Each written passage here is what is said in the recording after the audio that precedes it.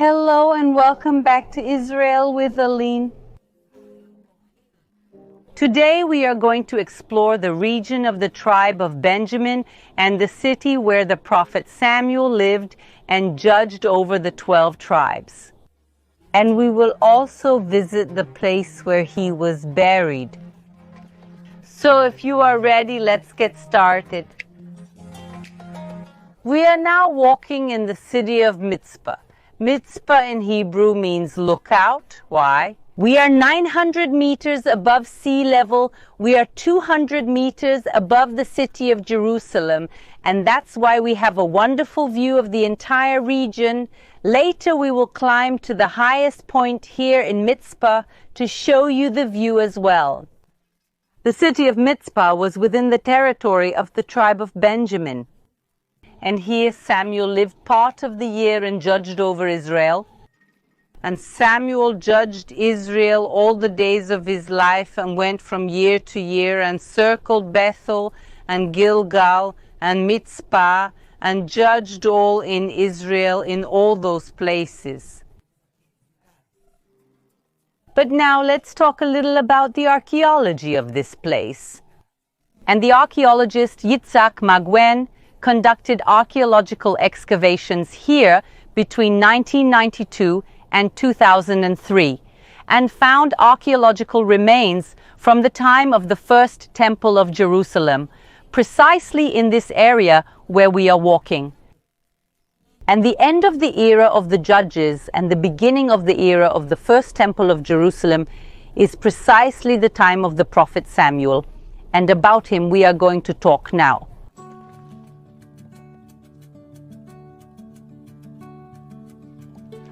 To better understand who the prophet Samuel was, we have to understand the time in which he lived. It's the era of the judges. The era of the judges begins after the people of Israel leave slavery in Egypt and enter the land of Israel. The land of Israel will be divided among the 12 tribes. Each tribe was, one could say, self-governed. Each one took care of their own territory and had their own rules. Of course, the tribes had relations with each other. They had marriages between the tribes. They celebrated religious festivals together, but each tribe generally had its own judge. And at the end of the time of the judges is the time that Samuel lived. And he was one of the judges of Israel. But about 3,000 years ago, the people began to look at the peoples of the region and said, all these peoples have a king, and the king protects his population. And we also want to have a king. And Samuel, who was a judge, looks at the people and says, this is a terrible idea. Let's read this passage together in the Bible now. And they said to Samuel, behold, you are old, and your sons do not walk in your ways. Therefore appoint us a king to judge us, like all the nations. And Samuel relayed all the words of the Lord to the people who were asking him for a king, and said, this will be the manner of the king who will reign over you. He will take your sons and daughters for perfumers, cooks, and bakers, and he will take the best of your fields, vineyards, and olive groves, and give them to his servants. And the prophet Samuel, despite knowing that it was not best for the people of Israel to have a king, he accepts the will of the people, and then he goes and anoints Saul, who will become the first king of Israel. I can imagine Saul sitting in his house, which was not a very simple house, but far from being a king's palace, thinking about how his life was changing, and consequently the lives of all the people living in the land of Israel. And the prophet Samuel, after he anoints Saul as king over all the tribes of Israel, he calls the tribes here to Mitzpah. Imagine this whole region here filled with thousands and thousands of people from the people of Israel. And he's going to say the following: So having Samuel brought, the tribe of Benjamin was taken, and bringing the tribe of Benjamin by their families, the family of Matri was taken, and from it Saul was taken.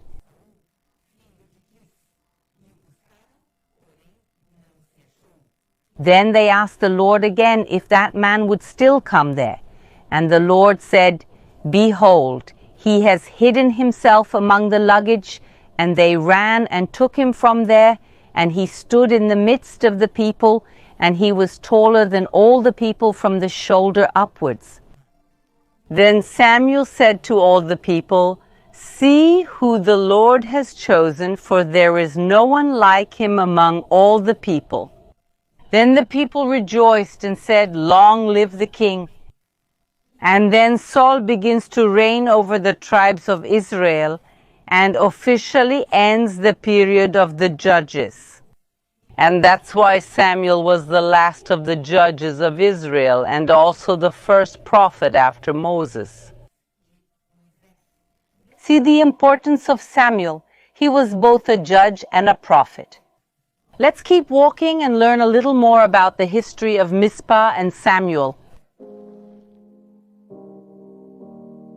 I find it super interesting that Mizpah is right within the territory of the tribe of Benjamin. This was one of the smallest tribes and with one of the smallest territories, but despite its small size, some of the most important biblical characters came from this tribe, such as King Saul himself. And this city also appears in biblical passages that are not connected to Saul and Samuel. For example, in the book of Genesis, Mizpah is mentioned during the agreement between Laban and Jacob that they would no longer pursue each other. But unfortunately, no archaeological findings from the time of Genesis have been found here yet. Mizpah also appears in the book of Jeremiah when the Babylonians destroy Israel and they begin to take the people into exile in Babylon. But a small part of the people were not exiled and they came to live here in Mizpah. Mizpah becomes a kind of capital of the kingdom of Judah and its leader will be called Gedaliah. And even the prophet Jeremiah came here and stayed with Gedaliah. It was a place that gave a bit of hope to the kingdom of Judah. But unfortunately, Gedaliah is going to be assassinated, and the rest of the people who were in Mizpah will also be sent to Babylon. In the background, we already see the building that is called Nebi Samuel, which means the prophet Samuel. According to local tradition, both Jewish and Christian and Muslim, the prophet Samuel is buried there. So we are going to go in together and learn about the history of this place. Let's go.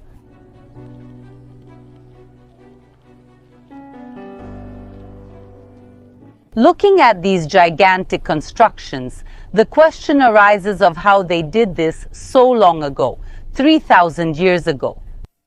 And here is a great example of that. The land of Israel is not abundant in wood and other building materials. What we do have a lot of here are stones, and that's why we see an old quarry here. And we can clearly see how they did it. They cut the channel on one side, on the other, divided the stones into blocks, and then they took the stones from here and used them for construction. This quarry stopped working in the middle, and that's why it's so well preserved. And we can clearly see here how they did this in ancient times.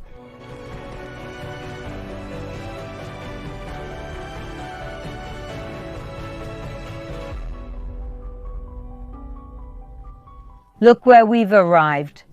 We are in one of the rooms of the Nebi Samuel complex, the Tomb of Samuel complex. Unfortunately, this place has been destroyed and rebuilt many times. So what we see here is relatively modern. This construction is from the Crusader period, meaning it is between 800 and 900 years old, which Folks, for Israel, 800 years is not much. But an interesting thing about this era is that people's stature was much lower. So look at the height of the door here. We're going to go through it and continue our tour.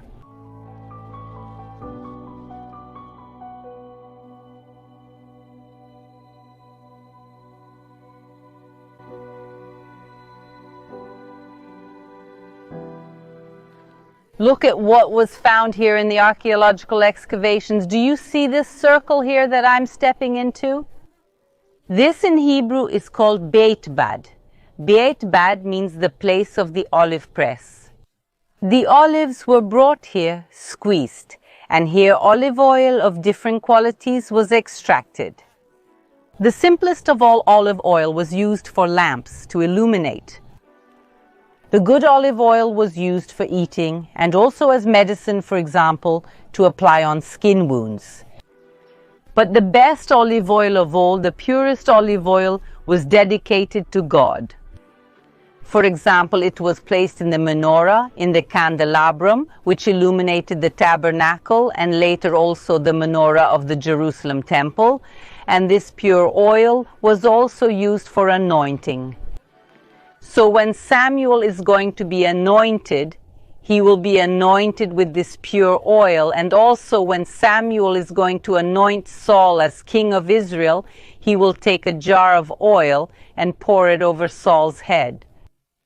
So olive oil was extremely important, both in everyday life and in sacred matters at that time.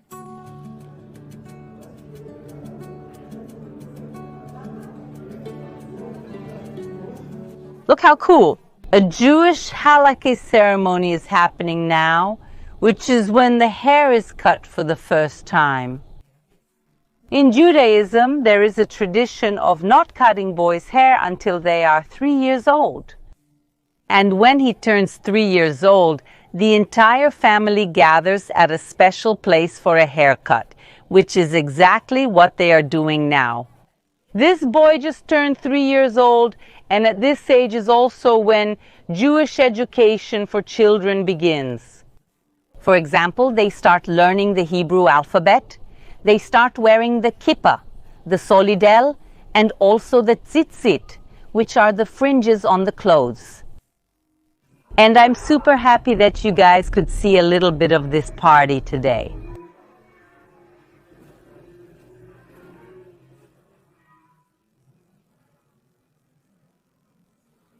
And here we already see the tomb of the prophet Samuel.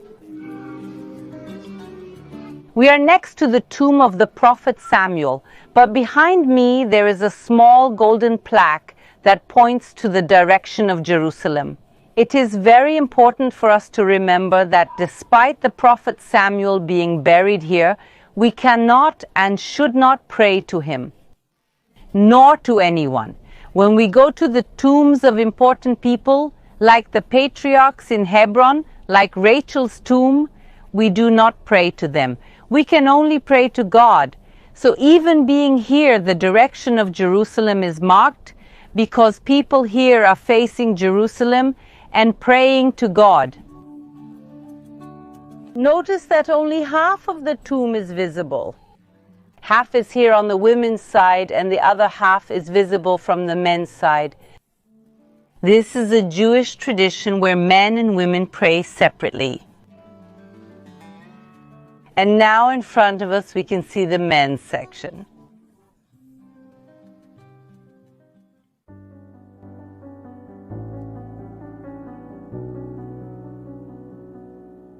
Look at the wonderful view we have here.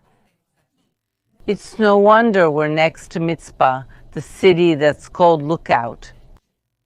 And from here we can also clearly see a verse that says, Yerushalayim arim savivla, meaning Jerusalem is surrounded by mountains. We have the Mount of Olives, Mount Zion, Mount Moriah, but also look at how many other mountains are here. This is a mountainous region, but this wonderful view also holds a terrible history. Since this point is very high, it is strategic. Whoever controls this region also controls what happens in Jerusalem. And that's why, since everyone wanted to control this area here, there were many battles here. The very battle of Saul against the Philistines, but also at other times, for example, the battles between the Crusaders and the Muslim forces. 800 years ago, and also more recent battles like the fight between the British and the Ottomans in 1917, which will end on June 6th with the victory of the English. And then they will also expel the Ottomans from all of Israel and control the entire region. And despite so many battles, this place is very peaceful today.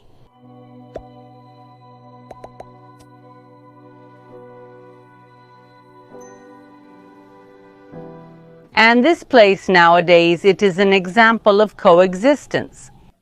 Here, as we have already seen, a synagogue operates. And also here we can see a mosque.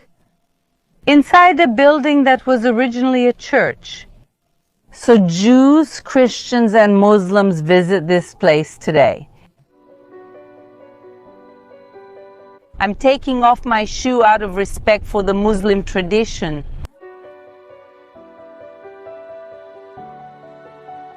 And here we can already see the mosque. So the three major monotheistic religions pray here side by side in Neb Samuel.